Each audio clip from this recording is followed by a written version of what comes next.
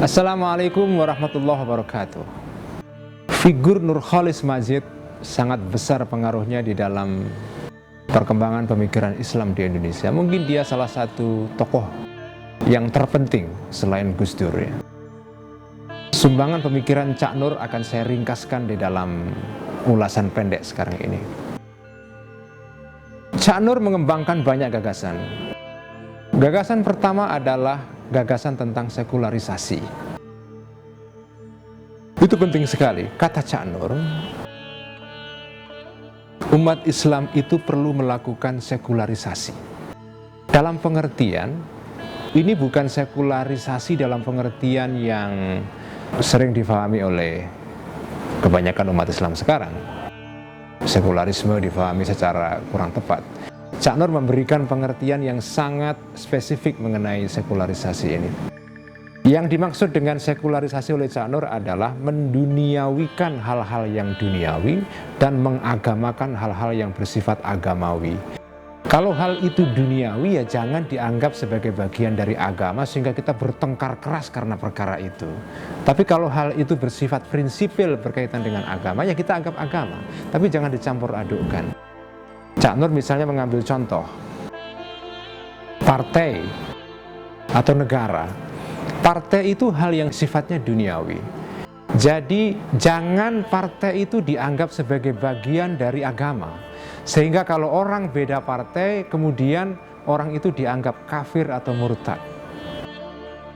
Kalau partai dianggap sebagai bagian dari agama, orang yang misalnya partai Islam, itu bagian dari kesempurnaan orang berislam. Maka kalau orang tidak mencoblos partai Islam ya dia dianggap tidak muslim misalnya.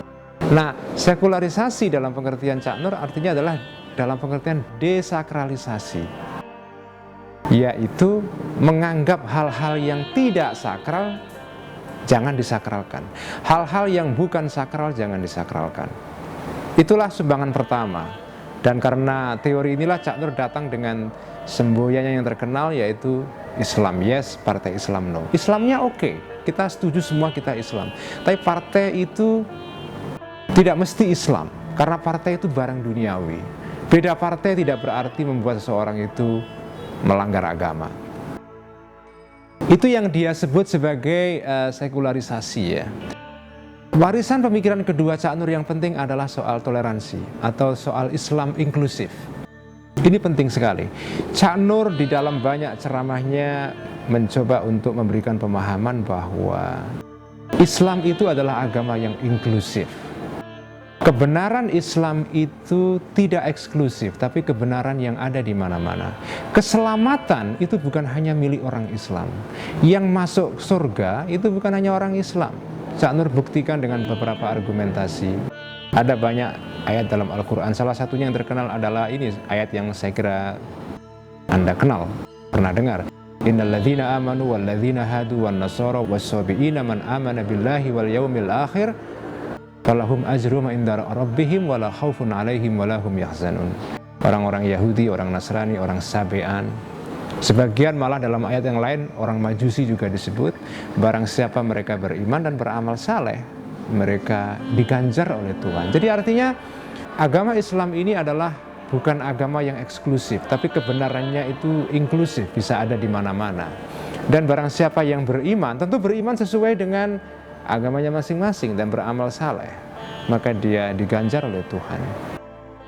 Nah, Islam yang inklusif ini penting untuk membangun kehidupan yang toleran di Indonesia, karena kecenderungan di sebagian kalangan Islam memang Islam difahami sebagai keyakinan yang eksklusif, seolah-olah yang benar hanya Islam, yang lain dianggap salah, dan karena salah dianggap kafir. Lalu sebutan-sebutan kafir dilekatkan kepada orang-orang non-muslim misalnya. Nah itu kan tidak bagus. Apakah Anda mau jika Anda disebut sebagai kafir misalnya? Kan tentu tidak mau. Nah, Cak Nur mencoba mengembangkan pemahaman Islam yang inklusif tadi itu, dan itu penting untuk membangun kehidupan keberagamaan yang terbuka ya. Nah, dua pemikiran Cak Nur ini saya kira penting kita kembangkan terus. Tentu masih banyak pemikiran Cak Nur lain yang penting, tetapi dua itu yang ingin saya highlight, saya berikan tekanan di sini. Sekian, terima kasih. Wassalamualaikum warahmatullahi wabarakatuh.